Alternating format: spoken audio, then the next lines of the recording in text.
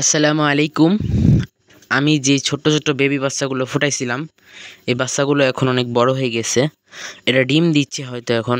এখানে আমার এই সব মরগ, কোনো মুরগি নাই, হয়তো হইলেও থাকতে থাকতে পারে, আমি মানে জানি না। ও মাই গড, এই কীভাবে উঠতেছে দেখছেন আপনারা? এখানে মরগ থাকলেও থাকতে পারে। তা আমি এখানে আসছি একটাই কারণ, এখন আমি রাত্রেবেলা খাবার দিতে আসছি। আর সবচেয়ে একটা কষ্টের বিষয় হলো আমার খামারে এই যে কয়দিন আগে আমার, হয়তো 2 দিন আগে আমার এই কী হয়েছে সেটা আমি আপনাদের বলি নাই। তা আমি সেটা এখন শেয়ার করবো আপনাদের সাথে। আমি বলছিলাম শেয়ার করব, কিন্তু এটা শেয়ার করা হয় নাই। আমাদের এই পরশুদিন অনেক জোরে, মানে অনেক জোরে ঝড় বৃষ্টি হইতেছিল। ঝড় বৃষ্টি হওয়ার কারণে আমার মানে বাড়িতে কারেন্ট চলে গেল। আমার বাড়িতে তো আইপিএস নেই বা ব্যাটারি নেই, বা আমার মেশিনটা ব্যাটারি সিস্টেম করা হয় নাই। ব্যাটারি আছে কিন্তু ব্যাটারি সিস্টেম নাই, মানে শুধু এসি ডিসি না। তা আমি মানে বিদ্যুৎ চলে যায়, বিদ্যুৎ প্রায় আপনার এই একদম মানে রাত 12টাতেই গেছে, সেই কারণে আপনার বিকালের দিকে আসছে। তো বিকালের দিকে আসছে ভালো কথা, তার আগে আমি হয়তো দিছিলাম। ইনকিউবেটরটা আমার প্রায় 14 ঘন্টা কারেন্ট বাদে ছিল, 14 ঘন্টা। তারপরে আমি আমার নামাজ পড়তে গেলাম। আমি দুপুরে নামাজটা সেদিন আসলে জুম্মার দিন ছিল।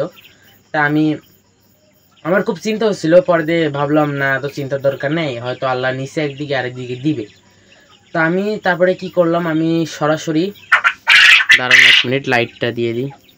তারপরে আমি সরাসরি কি করলাম, তারপরে আমি মসজিদে চলে গেলাম গোসল টোসল করে। আমার ভাই আসছিল, মানে আমার বোনের আর কি হাজবেন্ড, তার সাথে আমি গোসল করে চলে গেলাম মসজিদে। তারপরে সে সময় আমাদের কারেন্ট আসছিল না। তারপরে আমি হঠাৎ শুনি যে এলো পল্লী বিদ্যুৎ কারেন্ট আসছে।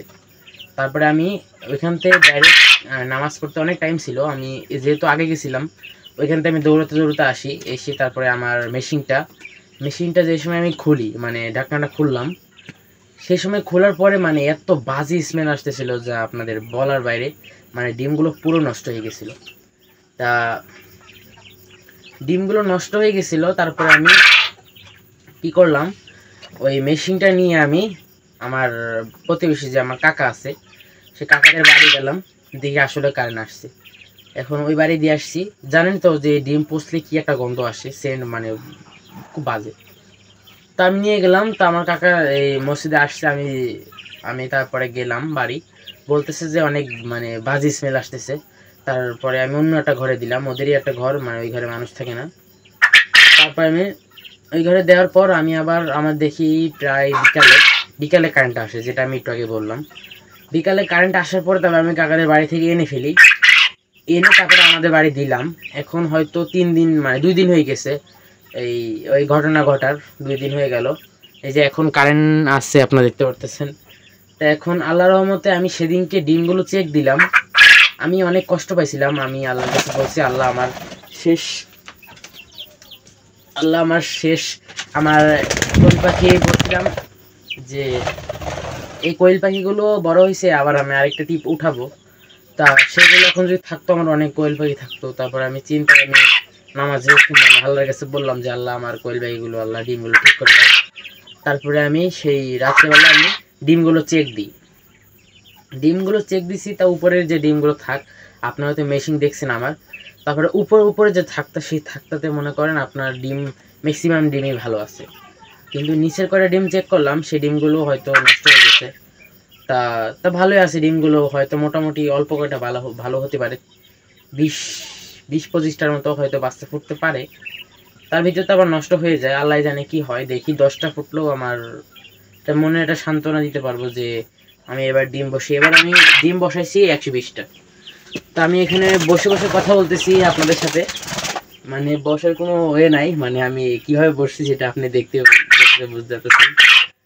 তো এটা আজকে আমি বললাম আমার ঘটে যাওয়া ঘটনা, আমি শর্ট ভিডিওতে বলবো, এখন বললাম। তো এটা আমার আসলে খুব কষ্টর দিনটা গেল। সেই দিনটা পুরো আমার চিন্তায় গেছে, আমার এত কষ্ট লাগতেছিল। তা আল্লাহর রহমতে হয়তো দেখি কি হয়। এখন আমার এই ছোট্ট বেবি কোয়েল পাখিগুলো এখন অনেক বড় ডাকা শিখে গেছে, যে কীভাবে ডাকতেছে। এখানে যে বসে দিয়ে কয়বার ডাকলো সেটা আপনার ভিডিওর সাউন্ডে শুনতে পারছেন। তো আমি এখন একটু খাবার দিয়ে দিই, ওরা খুব উড়াউড়ি করে, আমি একটু খাবারটা দিয়ে দিই।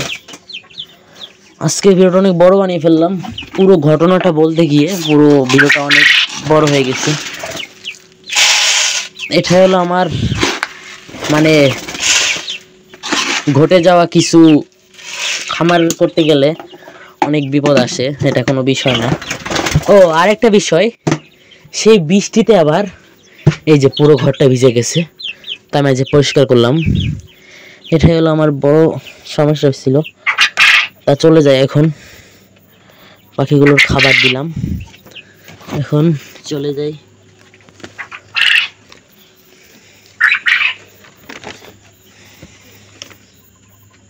এখন এই ঘরের আটকাইতেছি এখন।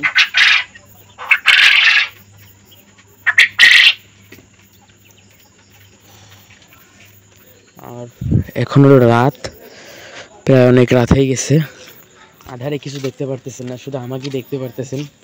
তো এখন আমার ঘরে যাই, আমার ওই কোয়েল পাখির ঘরে যাই। এখন আসছি আমার আরেকটা কোয়েল পাখির শেডে।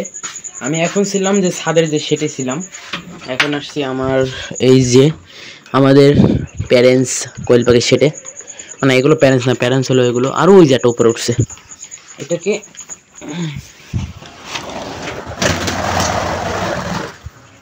এটাকে আমার নিচে লাভিয়ে দিতে হবে, দাঁড়ান।